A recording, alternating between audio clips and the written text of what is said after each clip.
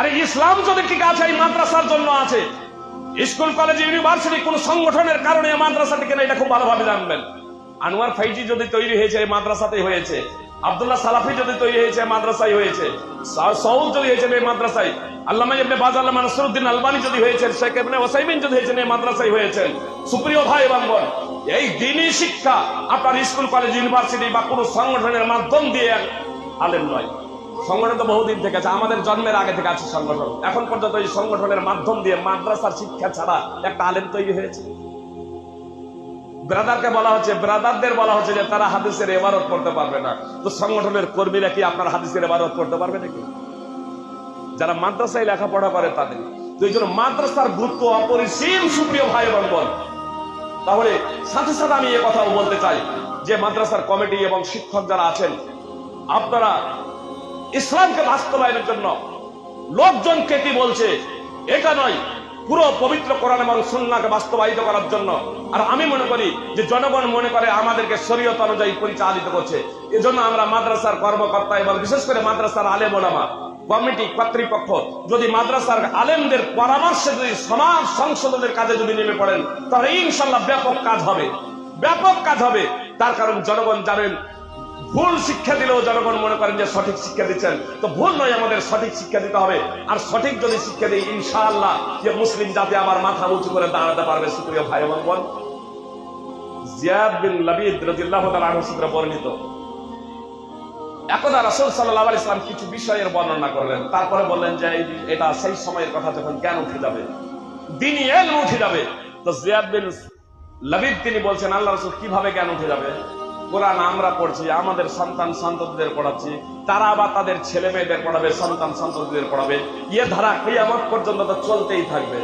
যে চলছেই দেখছেন না, একটা মাদ্রাসা ছিল, দুটা মাদ্রাসা হলো, তিনটা মাদ্রাসা হলো, মাদ্রাসা বৃদ্ধি হতে আছে। হাফেজ আগে একটা ছিল, এখন দুটা হয়েছে, পাঁচটা হয়েছে, 10টা হয়েছে, প্রচুর। আপনার তাহলে আলেমের মতো হতেই আছে, পড়তেই আছে, সবকিছু আছে। জিজ্ঞাসা করছেন আল্লাহ রাসূল সাল্লাল্লাহু আলাইহি সাল্লামকে বলছেন যখন যে জ্ঞান উঠে যাবে, আল্লাহ রাসূল সাল্লাল্লাহু আলাইহি সাল্লাম বলছেন জ্ঞান উঠে যাবে, এটা সেই সময়ের কথা যখন জ্ঞান উঠে যাবে, অর্থাৎ কিয়ামতের পূর্বের কথা আল্লাহ রাসূল সাল্লাল্লাহু আলাইহি সাল্লাম বললেন। তো সাহাবী জিয়াদ বলছেন যে আল্লাহ রাসূল জ্ঞান উঠে যাবে কিভাবে? আর তো জ্ঞান বৃদ্ধি পাবে, প্রসার লাভ করবে, বিস্তারিত হবে, অনেক মানুষ সেটা শিখে ফেলবে। তো জ্ঞান কিভাবে উঠে যাবে? নবী সাল্লাল্লাহু আলাইহি সাল্লাম বললেন, আমি তো ভেবেছিলাম তুমি একজন বুদ্ধিজীবী, তোমার মা তোমার জন্য বিলাপ করবে। আওয়ালাইসা হাযিহিল ইয়াহুদ ওয়ান নাসারা ইয়াকরাউনা আত-তাওরাত ওয়াল ইনজিল লা ইয়ামালুনা বিশাইইন মিম্মা ফীহিমা। ইহুদি ও খ্রিস্টান কি তাওরাত ও ইনজিল পড়ে না, কিন্তু তাওরাত এবং ইনজিলে যা আছে সেই অনুযায়ী তারা জীবন যাপন করে না। তাওরাত ইনজিল তো পড়ে, কিন্তু তাওরাত এবং ইনজিল অনুযায়ী ওরা জীবন যাপন করে না।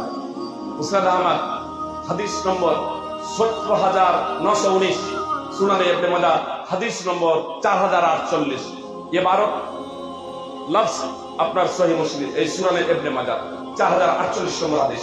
সুপ্রিয় ভাই এবং বোন, আজকে আমরা কোরআন পড়ছি, সুন্নাহ পড়ছি, চেষ্টা করছি বাস্তবায়ন করার।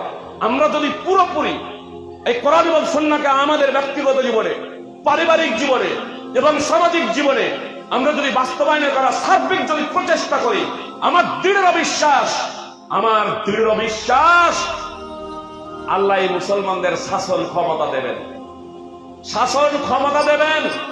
ইসলামের বাস্তবায়ন না করে যারা শাসন ক্ষমতা বলে চিৎকার করছেন, তারা পবিত্র কোরআন এবং সুন্নাহর অবব্যাখ্যা করছেন।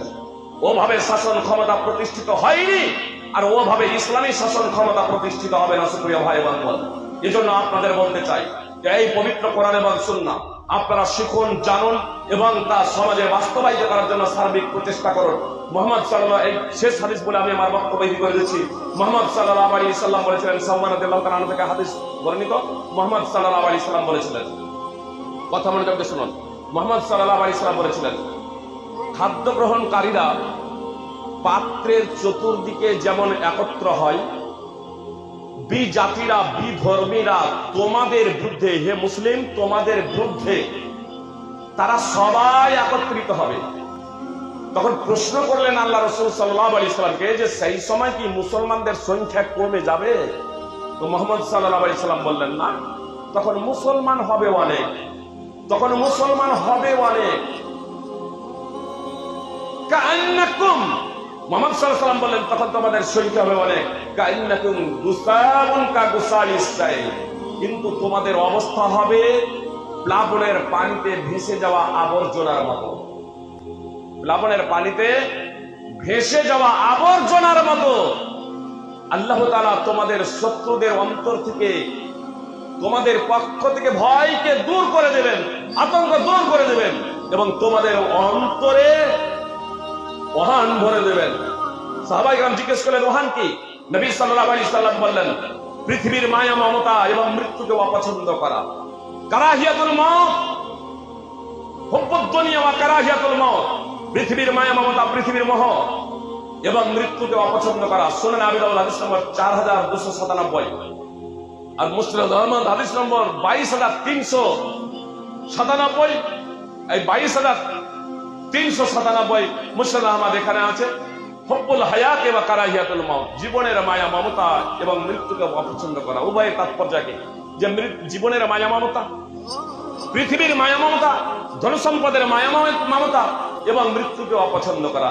আজকে আমাদের সকলের অবস্থা, মরতে আমরা চাই না, পৃথিবীর মায়া মমতা। সুপ্রিয় ভাই এবং বোন, এমনকি মৃত্যু শয্যায় যখন আমরা শায়িত তখনও আমরা বলি ছেলের ভবিষ্যৎ, আপনার ব্যবসা বাণিজ্য আপনার সবকিছু বুঝিয়ে দিই, ব্যবসা বাণিজ্যের হিসেব নিকেশ সবকিছু বুঝিয়ে দিই যাতে ও ভালোভাবে থাকে। সুপ্রিয় ভাই এবং বোন, আমরা যেহেতু দুনিয়াদার, আমরা যেহেতু দুনিয়া পাগল, এজন্য দুনিয়ার মৃত্যুর শয্যায় শায়িত অবস্থাতে ওই দুনিয়া আমাদের হৃদয় থেকে যায় না, জবান থেকে সেই সময় সেটাই বের হয়। সুপ্রিয় ভাই এবং বোন, পবিত্র কোরআন অধ্যয়ন করুন। সূরা বাকারা, ইয়াকুব আলাইহিস সালাম, ইব্রাহিম আলাইহিস সালাম, তারা তাদের সন্তানদের কি ওয়াসিয়ত করেছিলেন। ইয়াকুব আলাইহিস সালাম মৃত্যুর শয্যায় শায়িত, ছেলেদেরকে ডাক দিয়ে বলছেন আমার মৃত্যুর পরে তোমরা কার ইবাদত করবে। সহিহ বুখারী হাদিস নম্বর 4700 অধ্যয়ন করুন। উমর রাদিয়াল্লাহু তাআলা আনহু মৃত্যুর শয্যায় শায়িত, দুধ পান করানো হচ্ছে, পেট দিয়ে গড়িয়ে পড়ছে, খেজুরের শরবত পান করানো হচ্ছে, আপনার পেট দিয়ে গড়িয়ে পড়ছে, সবাই ধরে নিয়েছেন আর উমর রাদিয়াল্লাহু তাআলা আনহু বেশিক্ষণ বাঁচবেন না, মারা যাবেন। সেই মুহূর্তে একজন যুবক প্রশংসা করছেন উমর রাদিয়াল্লাহু তাআলা আনহুর, প্রশংসা করছেন যে আপনি খুব ভালো কাজ করেছেন, জীবনে অনেক ভালো কাজ করেছেন। প্রশংসা করে যখন যাচ্ছেন তখন আপনার টাকনু, যে আপনার কাপড়টা আপনার টাকনুর নিচে আপনার মাটিতে আপনার ধুলো ঝাড়তে ঝাড়তে আপনার যাচ্ছে। উমর রাদিয়াল্লাহু তাআলা ওই অবস্থায় মৃত্যুর শয্যায় শায়িত থাকা অবস্থায় বলছেন যে ওই ভাতিজাকে ডাকো, যে ছোটদেরকে ভাতিজা বলে সম্বোধন করতেন, ওকে ডাকো। এলেন, তারপর বলছে ইরফা সাওবাক, তোমার কাপড়টা উপরে উঠাও, তোমার কাপড়টা উঠাও। আমার ছেলেরা আজ টাকনুর নিচে কাপড় পরে, মেয়েরা টাকনুর ওপরে কাপড় পরে, শরীয়ত বিরোধী আমার আপনার সন্তান সন্ততি হাজার হাজার কাজ করে চলেছে, তারপরেও সেই বিষয়ে আমাদের কোনো ভূক্ষেপ নাই, গুরুত্ব নেই। সুপ্রিয় ভাই এবং বোন, আসলে আমরা সংখ্যায় বেড়ে চলেছি গরু ছাগলের মতো। মুহাম্মদ সাল্লাল্লাহু আলাইহি ওয়াসাল্লাম যে ভবিষ্যৎবাণী করেছিলেন প্লাবনের স্রোতের মতো হবে এদের অবস্থা। আজকে আমরা নামে মাত্র মুসলমান হয়েছি, এর জন্য পৃথিবীতে মুসলিম জাতি মার খাচ্ছে, এটা হচ্ছে অন্যতম কারণ। সুপ্রিয় ভাই এবং বোন, যদি পৃথিবীতে মাথা উঁচু করে দাঁড়াতে চাই আর বাস্তবেই যদি আপনারা আখিরাতে মুক্তি পেতে চান, আল্লাহ তাআলার সন্তুষ্টি অর্জন করতে চান, তাহলে আমি বলবো একবার গা ঝাড়া দিয়ে উঠুন, আপনার জীবনটাকে পরিবর্তন করুন, মানসিক চিন্তা ভাবনা পরিবর্তন করুন। আল্লাহ তাআলা আমাদের প্রত্যেকে পবিত্র কোরআন ও সুন্নাহ অনুযায়ী চলার তৌফিক দান করেন। সুপ্রিয় ভাই বোন, এসব মাদ্রাসা সরকারের টাকাই চলে না, এসব মাদ্রাসা আপনাদের দানে, আপনাদের টাকায়, আমাদের দানে, আমাদের টাকাই চলে। এজন্য সার্বিকভাবে আমি সকলকে বলতে চাই, সুপ্রিয় ভাই বোন, সে সংগঠনের কোন কর্মী হন, সংগঠনের ব্যক্তিবৃন্দ হন, অন্যান্য লোক হন, সুপ্রিয় ভাই বোন, এমনকি অমুসলিম ভাইদের বলবো, যদি আপনারা যদি শান্তি যদি পেতে চান, আপনারা যদি এই পৃথিবীতে শান্তি প্রতিষ্ঠিত করতে চান, আপনারা যদি মা বোনদের ইজ্জত এবং সম্ভ্রম যদি রক্ষা করতে চান, তাহলে এই মাদ্রাসায় টাকা দান করবেন। টাকা দান করবেন কেন? এই মাদ্রাসা থেকে এই প্রকৃত মানুষ তৈরি হয়, এই মাদ্রাসা থেকে এই সুশিক্ষিত ছেলে তৈরি হয়, এই মাদ্রাসা থেকে আপনার নেই ইনসাফ প্রতিষ্ঠাকারী আপনার আলেম তৈরি হয়। এর জন্য এই মাদ্রাসায় আপনাদের টাকা দিতে হবে, এই মাদ্রাসায় শিক্ষা অর্জন করুন। অবশ্যই ভাইরা আপনারাও করতে পারেন, কোনো অসুবিধা নেই। আল্লাহ তাআলা আমাদের প্রত্যেককে পবিত্র কোরআন ও সুন্নাহ অনুযায়ী জীবন যাপন করার তৌফিক দান করেন। আমিন। আসসালামু আলাইকুম ওয়া রাহমাতুল্লাহি ওয়া বারাকাতুহু।